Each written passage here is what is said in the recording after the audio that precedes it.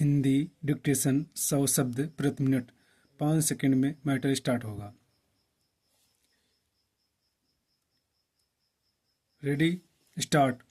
महोदय, मैंने यहाँ दिए गए बहुत से भाषणों को ध्यान से और आदरपूर्वक सुना है और कभी कभी मुझे ऐसा अनुभव हुआ है मानो मुझे शीत युद्ध की बर्फीली हवा के थपेड़े लग रहे हों।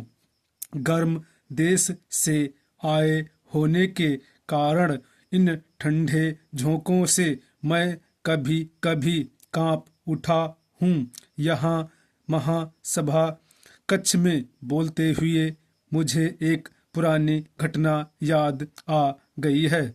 मैं 1938 की गर्मियों में जिनेवा में लीग ऑफ नेशंस की एक बैठक में दर्शक था।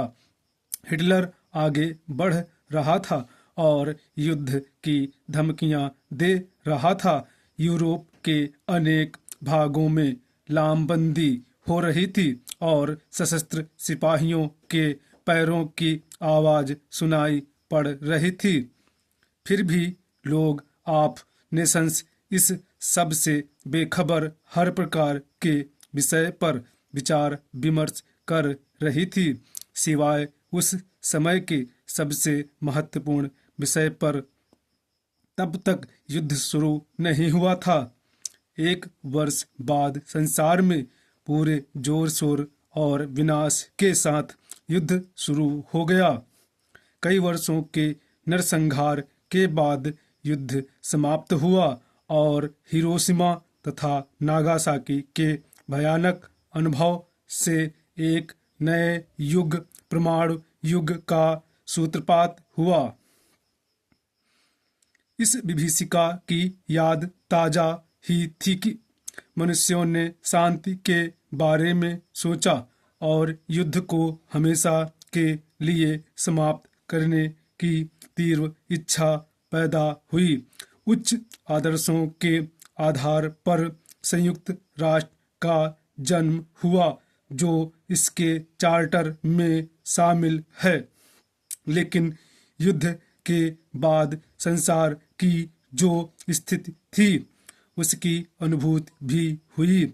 इसलिए कुछ विरोधी प्रवृत्तियों को संतुलित करने के लिए संगठन के ढांचे में व्यवस्था की गई। सुरक्षा परिषद के स्थायी सदस्य थे और बड़ी ताकतों के बीच सर्वसम्मति की व्यवस्था की गई थी।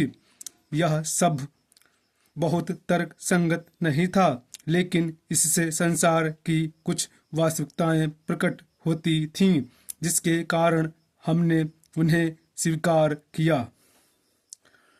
उस समय एशिया और अफ्रीका के बड़े भागों को संयुक्त राष्ट्र में प्रतिनिधित्व नहीं मिला हुआ था और वे औपनिवेशिक शासन के अधीन थे।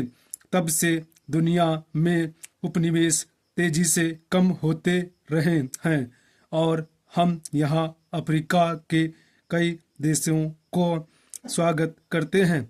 संयुक्त राष्ट्र प्रतिनिधियों की संख्या क्रमशः बढ़ रही है, लेकिन हमें याद रखना चाहिए कि अब यह पूरी तरह प्रतिनिधि संस्था नहीं बनी है। अभी भी संसार के कुछ भागों में उपनिवेशवाद की जड़ें मजबूत से जमी हुई हैं। स्टॉप।